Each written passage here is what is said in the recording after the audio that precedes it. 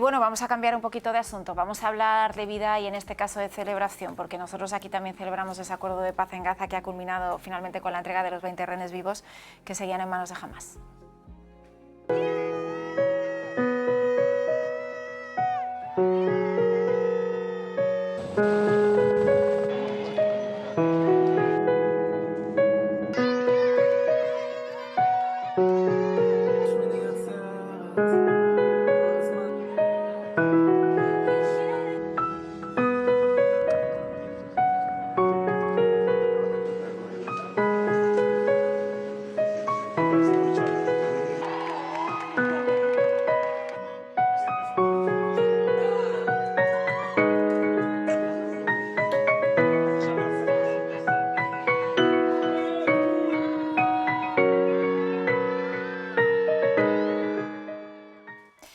Bueno, pues imágenes de estas últimas horas, ese acuerdo de paz que llegaba a la Franja de Gaza, esa firma, ese cambio que ahora se espera. ¿Ha sido una primera impresión, Sandra? Ricardo.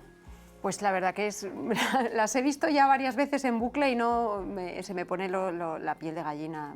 Ese momento que esperemos que sea histórico porque sea de verdad un fin de este conflicto que tanto sufrimiento lleva por las dos partes, ¿no? Y bueno, pues ese emotivo momento de las madres recibiendo a su familia.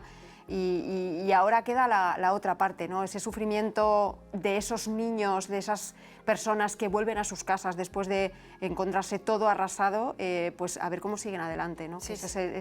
Hemos visto esta primera imagen que todos esperábamos, pero esa recuperación de la zona, vamos a ver cómo se hace, ¿no? Para el bien de todas esas personas. Eso vamos a hablar ahora, Ricardo. Había un padre que se encontraba con su hijo en una de las imágenes, ¿no? Y pronunciaba una de las bendiciones más famosas, una de mis favoritas, que es Shejianu, que dice: alabado sea Señor Dios nuestro, Rey del universo, que nos creaste y nos mantuviste y nos sostuviste hasta ver este día, ¿no? Y la comenzaba a gritar a medida que iba viendo que su hijo se acercaba, ¿no? Ha habido momentos verdaderamente muy conmovedores.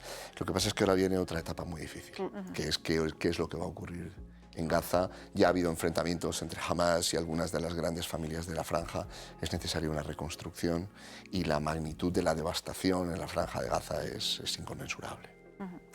El Papa decía, es necesaria una paz duradera, una paz justa también, pero como señalabais los dos, bueno, esto es un primer paso, es un conflicto histórico, porque claro, esta es una paz que llega ahora, pero de un conflicto que lleva pues enquistado mucho tiempo. ¿Y ahora qué? Vamos a intentar analizar qué es lo que ocurre ahora con todas aquellas personas que han pasado por una situación tan estresante, tan pues deprimente, tan nefasta como esa, ¿no? Para ello nos acompaña hoy Ana Villota, ella es la fundadora de la asociación AIS, trabajadora social forense que tutela varios pisos que acogen a personas con enfermedades mentales y que abarca también este tema de qué hacer ahora después de superar, si es que se supera una situación así. ¿Ahora qué, Ana? Sí. ¿Qué es lo que viene ahora? Sí, yo llevo 30 años dedicada al mundo de la salud mental como profesional y fundadora de diferentes entidades del ámbito de la salud mental y he seguido muy de cerca este conflicto bélico que creo que a todo el mundo nos ha tocado el corazón y mucho más a los profesionales sociosanitarios y evidentemente ahora tenemos a nivel humano muchos frentes abiertos. Por una parte, sí, cubrir las necesidades básicas, alimentación, medios sanitarios, luz, agua, en fin, bueno, pues una infraestructura para poder dar un soporte básico. Y a mí como profesional sanitaria forense me da muchísima pena toda la parte psicosocial, claro, porque estamos hablando de menores que han visto morir a sus padres, a sus madres, a sus abuelos. No solo me refiero al campo material como la destrucción de su propia casa, porque si regresan tenemos una paz donde vuelven a escombros. En fin, que para eso está la colaboración internacional.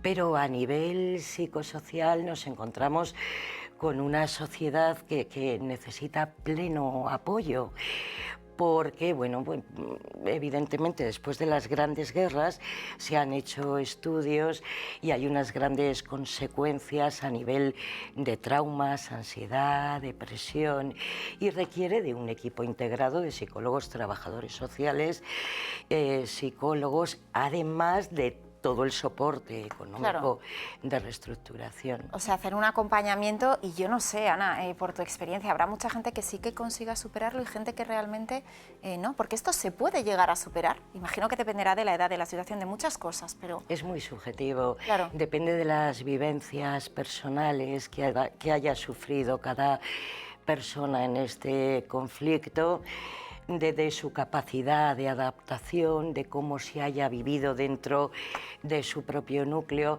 Pero bueno, los estudios científicos sí demuestran que los traumas de guerra se heredan incluso en generaciones futuras a nivel biológico y a nivel psicológico.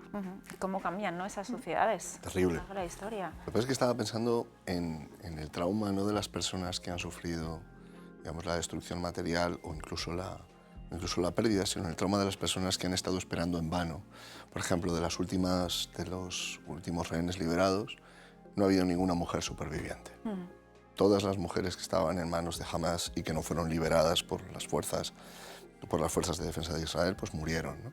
Claro, el dolor de quien ha estado esperando 2 años o más de 2 años, en la confianza de que quizá podía haber la posibilidad, ¿no?, de que su madre, su hermana sobrevivieran, y que finalmente constata que no tiene que ser terrible desde el punto de vista humano, naturalmente, pero muy difícil de superar, ¿verdad? Muy difícil, requiere un soporte multiprofesional especializado de psicólogos, trabajadores sociales, médicos, y con la esperanza y el esfuerzo comunitario de ir trabajando esas áreas de necesidad, pero es muy duro, porque claro, es que hablamos de situaciones intangibles, de momentos de cómo recupero mi huequito, todo lo que me une a mi bienestar personal, son años de trabajo. Sí, claro, Ana, es que ellos. estamos hablando además de situaciones donde pensar en un psicólogo donde no hay un sitio ni para comer, estoy hablando de la gente que estaba en la franja o que se iba a los campos de refugiados, ¿no? Como ahí existe el tópico de, bueno, no hay problemas de salud mental cuando tienes que preocuparte en comer, ¿no? Entiendo que es un tópico que se dice que no tiene ningún sostén, pero claro, en este caso es que estamos hablando de personas que que han perdido todo, han perdido su casa, han perdido su vía la forma de alimentarse, han perdido a su padre, han perdido a su madre. O sea, ¿cómo se puede hablar de salud mental en un contexto como ese, cómo te van a poner un psicólogo, ¿no?, si no tienes ni un plato de comida? Claro, la estructura del trabajo en estos casos de conflictos bélicos pasa primeramente por atender las necesidades básicas: alimentación, suministros básicos, sanidad básica, y una vez que ese soporte está cubierto, ir avanzando a nivel psicosocial. Ana, decías antes que incluso esos traumas, esa situación, se hereda. Se hereda a nivel biológico. ¿Cómo se explica eso? Después de las grandes guerras ha habido varios estudios científicos que han demostrado que a nivel biológico hay una herencia, además de la formación familiar y el trauma comunitario, que de alguna manera vas educando en esa vivencia y en ese trauma. O sea, ¿los hijos de tus hijos o tus nietos tienen alguna secuela que pueda aparecer al cabo del tiempo? Secuelas de guerra, sí, según los estudios científicos. Después de la Segunda Guerra Mundial, por ejemplo, sí, ¿verdad? El doctor podría ampliar. Estaba acordándome de quienes sobrevivieron a la guerra, pero no fueron capaces de vivir con el trauma de haber sobrevivido. El sentimiento, por ejemplo, de culpa de haber sobrevivido, de sentir que ellos no merecían haber sobrevivido frente a otros. Me estaba acordando, por ejemplo, del testimonio de un superviviente del Holocausto, si no me falla la memoria, de la comunidad judía de Salónica, ¿no? Y cuando este sobrevivió, y cuando veía las fotografías, muchos años después, cuando lo grabaron, ¿no?, le grabaron el testimonio de superviviente, cuando él veía las fotografías de quienes no habían sobrevivido y quienes habían sufrido la deportación a distintos campos, si no me falla la memoria, estos eran precisamente deportados a Auschwitz, donde los mataron, él sentía, ¿no?, y decía, ¿y por qué sobreviví yo? Es decir, ¿por qué murió tanta gente y gente buena y gente, digamos, que merecía haber vivido y por qué sobreviví yo, ¿no? Y creo que junto a eso hay otro aspecto, es que no es capaz de superar este sufrimiento y termina, por ejemplo, quitándose la vida, ¿no? Que no es capaz de superar ese sufrimiento. Me estoy acordando, por ejemplo, de alguno de los intelectuales así más conocidos, supervivientes del Holocausto, Primo Levi, por ejemplo, Jean Emery y algún otro, que no lograron sobreponerse. ¿Y ante estas situaciones se trabaja con esta gente para que lo olviden, para que lo afronten? ¿Cómo? ¿Cómo se empieza a trabajar? Dependiendo, cada caso es un mundo, Claro. Se trabaja de manera individual y bueno, pues trabajas el afrontamiento cuando cada persona está preparada. Son procesos lentos que pueden durar incluso décadas. Sí, sí. En los casos en los que se llega a superar, claro.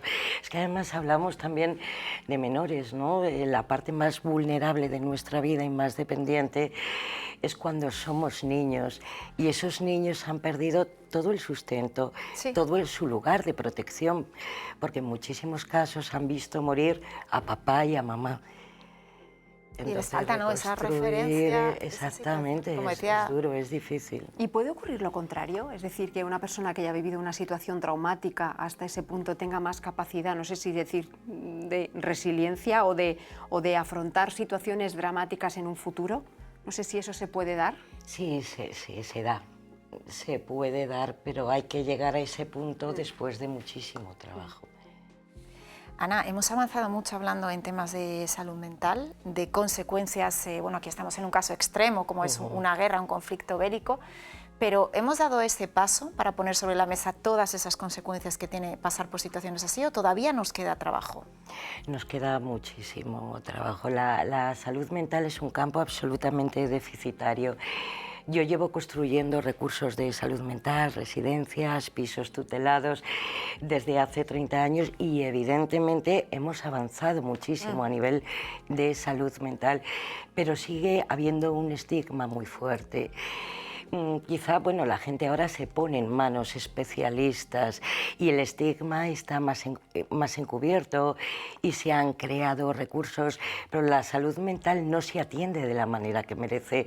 Ante cualquier dolencia todos nos ponemos en manos especializadas y a nadie le supone un rechazo social decir que va al médico traumatólogo, pero si es al médico psiquiatra, cuando curiosamente es la base de nuestro bienestar, ¿verdad? La salud mental es lo que nos mantiene, lo que nos integra, tienden a ocultarlo. Todavía el todavía problema queda, de la salud mental, sí. Queda camino. Bueno, en las últimas horas decía yo al inicio de este bloque que festejábamos ese acuerdo de paz. Desde el principio, como siempre, el Vaticano ha estado pidiendo la paz para la zona. En estas últimas horas también hablaba el Papa León XIV de esa paz justa y duradera, dice el Papa. Negli ultimi giorni l'accordo sull'inizio del processo di pace ha regalato una scintilla di speranza in Terra Santa. Incoraggio le parti coinvolte a proseguire con coraggio il percorso tracciato verso una pace giusta, duratura e rispettosa delle legittime aspirazioni del popolo israeliano e del popolo palestinese. Bueno, no ha pasado de lado el Papa ni la Iglesia en este conflicto desde el primer momento. No, nunca pasa de largo. Lo que pasa es que es cierto que en conflictos que atraen tanto la atención del mundo, la voz de la Iglesia se hace especialmente sonora y especialmente autorizada. Pero te iba a decir, la Iglesia de hecho es la única que no pasa ni siquiera cuando todos los demás pasan. Sí, que muchas veces están en esas zonas, ¿verdad? Ayudando a toda esa gente. Ana Villota, ha sido un placer tenerte con nosotros. Muchísimas gracias. Muchísimas gracias a vosotros. Señores, nosotros seguimos, ¿eh? En unos minutos hacemos un poquito de memoria.